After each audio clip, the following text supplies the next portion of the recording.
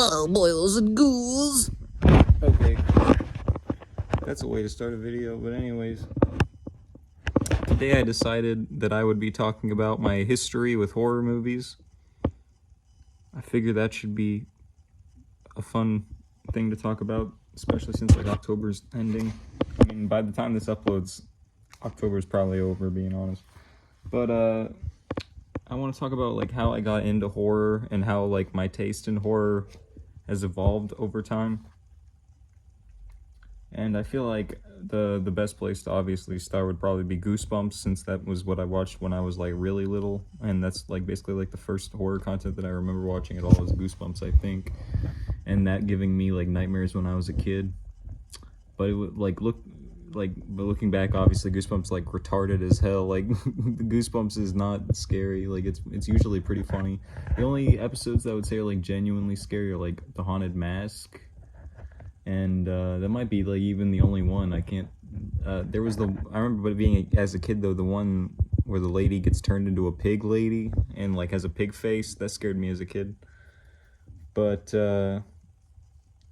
yeah, those were like the two main ones. Like the description in the first Goosebumps episode when she's looking in the mirror and she's like, "Those aren't my eyes. Those aren't my eyes." I don't know why, but that part genuinely scared me as a kid. Like that part was freaky to me. Like the idea of looking in the mirror and not seeing yourself, but seeing like somebody else's eyes. Or I just thought that was good horror. But I also remember being a kid and seeing like I remember small moments of the first Nightmare on Elm Street movie, but I don't remember watching the whole movie. But I remember being in the living room watching Nightmare on Elm Street, and I remember the bathtub scene where Freddy's pulling the woman into the bathtub and she's getting pulled under. I probably saw that when I was like 4. I don't know how old I was. But I also, around that same time, I walked into my dad's room while he was sleeping, and he had on his TV was the movie Seed of Chucky. And I was watching Seed of Chucky. I didn't see anything gory. I just saw Chucky talking to his son Glenn or Glenda or whatever, and he was talking to his and I just saw like the stitches on his face, and that just creeped me out. But I also like thought it was like, I remember being like 4 and I was like, this is making me uncomfortable, but like I don't feel like they're bad guys because they're all like sitting around talking to each other like a family. So I was like, wait, so are they evil? Because that was the only scene I saw really was that. I didn't watch any of the gory stuff in that movie. And then I got, when I was like around 6 and 7, I watched like a lot of like black and white horror movies like Godzilla, Dracula, and I watched like The Twilight Zone, stuff like that, because my dad actually got me, when I was young, got me into a lot of like real movies when I was a kid that most parents wouldn't have introduced their kids to. Like, who's gonna introduce their 6-year-old to freaking Godzilla, Dracula, and I mean Godzilla, yeah, but like these like old black and white horror movies, or these like I was watching like actual movies as a kid. So that's something that I'm actually happy about, that my dad actually showed me real art when I was young.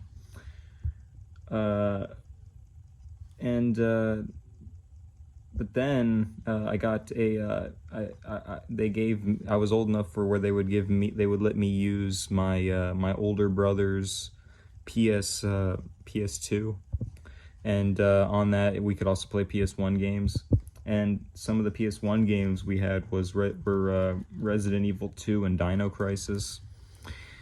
And those are basically my introduction to horror games. So like my earliest video game memories are of those like tank control horror games, which is why I'm better at playing those than my friends are.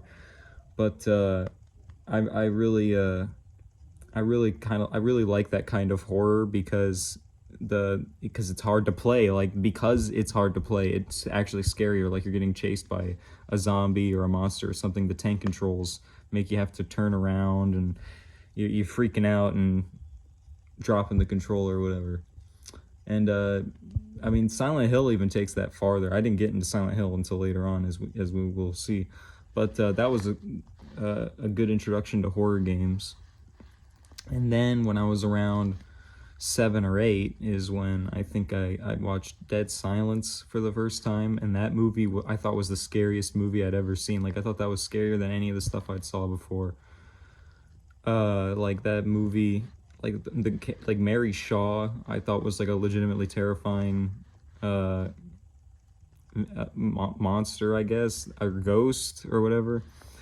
But also the doll freaked me out, but not as much as Mary Shaw did. I think like old ladies are a lot creepier than dolls. And I really yeah, but that movie though, after I watched that movie, horror movies just weren't scary anymore at all, really. All the horror movies that I was watching were like slasher movies from the 80s, and compared to Dead Silence, I just didn't think that they were scary. And it was just, oh, it's just practical effects. It's just a bunch of chunks of, fake meat, because my parents basically explained to me. I mean, I watched, when I was a kid, I was looking in the behind the scenes movies of horror movies all the time, and I was like always looking at the behind the scenes to see how they made it. So I was never really, afraid of it, because I really was just like, oh, it's just a bunch of practical effects. It's nothing. And then I started getting really into the Saw movies when I was like 8 and 9, I think. Like I watched a lot of the Saw movies, and I really liked the effects in those movies. I thought the way that they did the gore was good, and that's all I really watched them for. I didn't really think that the plot made any sense. I couldn't even, as a kid, I just didn't even understand what the heck was even. He was trying to teach these people a lesson by like horribly torturing them, and then they'll value their lives, I guess. I mean, now looking back, it's cool, but as a kid, I was just watching it for the violence. And then I got into like the Friday the 13th movies, and I would always have to cover my eyes because I would watch them with my parents, so I'd always have to cover my eyes whenever there was boobies. And the Friday the 13th movies actually kind of like shaped a lot, like kind of affected me in the way that like I kind of just seeing it, like, because the lesson of like Friday the 13th was like, if you have sex, or Jason Voorhees will kill you. So at a young age I had like this like mindset of, oh, sex is this evil thing, and like Jason's actually a good guy who's punishing the evil. Like I thought of Jason almost like a superhero or something. And then I started getting into creepypastas, because then soon to 2010. I don't remember how old I was in 2010, but I remember being like something like probably like 12. I don't know. That's probably right. Somewhere around that. And I started getting into creepypastas and Markiplier horror games, and Markiplier playing horror games and stuff like that. And because it was, all those horror games that Markiplier played were basically based on creepypastas. Because I think that was like Markiplier's thing at the time, was that he just did horror games. I think that was PewDiePie's thing at one time too. But yeah, the classic creepypastas that I thought were really good though were No End House and Candle Cove, Russian Sleep Experiment, and stuff like that. But I will admit that when I was a kid, I was into freaking Jeff the Killer and freaking all the retarded ones. I never got into Tiki Toby though. Even as a kid, I was like, Tiki Toby's stupid. But the Eyeless Jack I was into and stuff like that. Like it was, I mean, a lot of those creepypastas are retarded as hell. The ones that actually try to be like slasher horror movies are always the really dumb ones. Except Laughing Jack is actually one of the good ones that does that.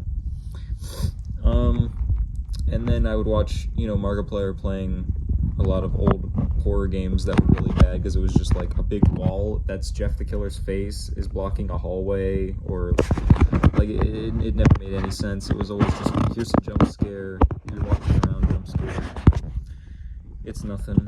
And then I started going into the Dollar General, and they had this box of horror movies. I mean, not horror movies specifically, but other movies. And in there was a bunch of these box sets of Full Moon movies.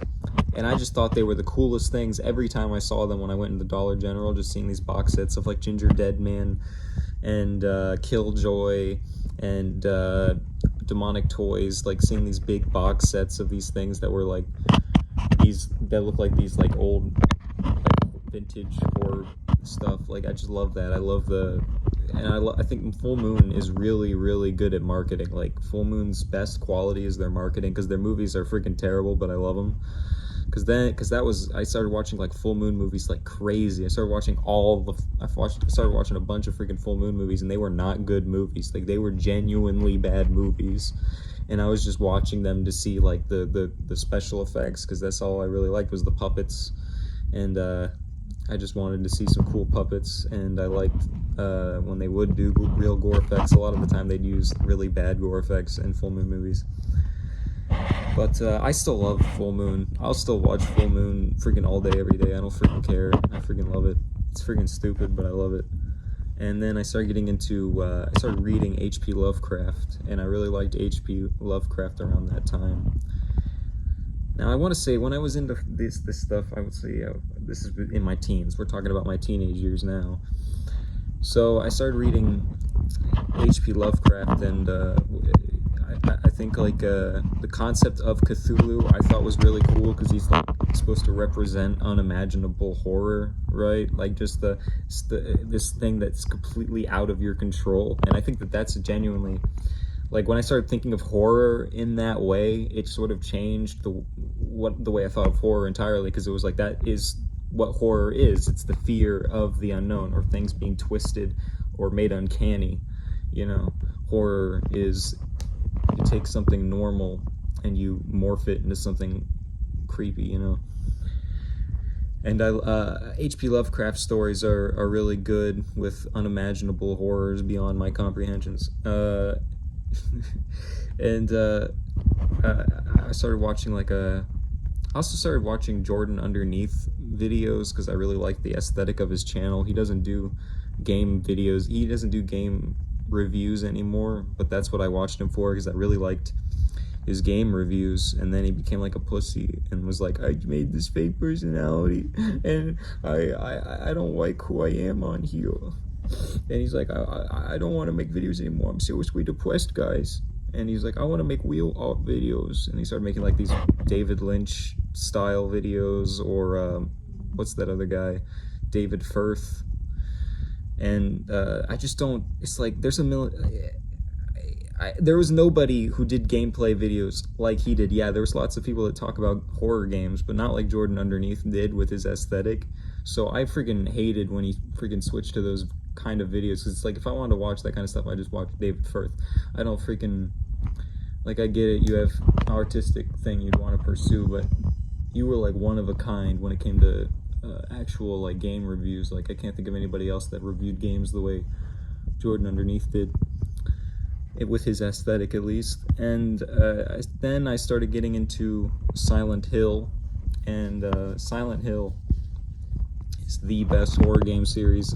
I think Silent Hill 2, when I played that, I freaking loved it, because it was freaking depressing. I just really liked the depressing atmosphere of Silent Hill 2, and I liked that all the horror, that all the monsters were like these like sort of feminine, sexually creepy monsters. Because like my whole like childhood, like that kind of horror was always the kind that like unnerved me the most, was sexual themed horror. And Silent Hill did it in a really subtle way. The Hellraiser movies do it in a good way too. I mean, even the xenomorph design from Alien, like stuff like that. And I mean, I also really like the concept of Pyramid Head and James wanting to be punished for things he did, and there was a lot of cool stuff in Silent Hill 2. And then I started getting into serial killers. I started becoming sort of not really obsessed with serial killers in general. Like, yeah, I watched a lot of stuff about serial killers in general, but I wasn't like fans of a lot of serial killers. But Jeffrey Dahmer was one where I was like absolutely like a total fan of Jeffrey Dahmer for a while, and I was like really obsessed with Jeffrey Dahmer. And I don't know why. I guess I just thought I just liked that he was.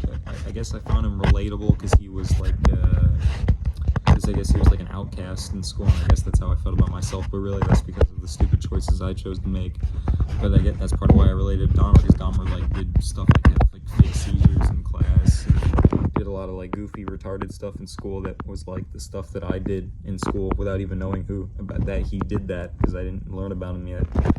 And I started learning about Dahmer, and I felt like I related to him, and I felt like and I felt like he was a genuine Christian. Like I genuinely felt like he felt remorse for the things he did, and that he was genuinely Christian. And I hated when Christians would say that he was going to hell and stuff, and that because it was like, what do you know? I mean, you believe that anybody can be forgiven, but you don't think Dahmer can be forgiven. It's I just didn't like the hypocrisy, and then that started kind of making me mad at Christians in a lot of ways, because I didn't like the hypocrisy of a lot of Christians. And but yeah, I was obsessed with Dahmer to the point of basically worshiping him for a while, and obviously I don't really think about Dahmer that much now. I still think he's my the most interesting serial killer. He's still like my favorite serial killer, but I don't really think about him that much anymore. But then I started getting into like extreme disturbing movies, because I was watching a lot of those top 10 videos that were about like extreme horror movies, and I started going on to like those like illegal movie sites where you can watch movies for free.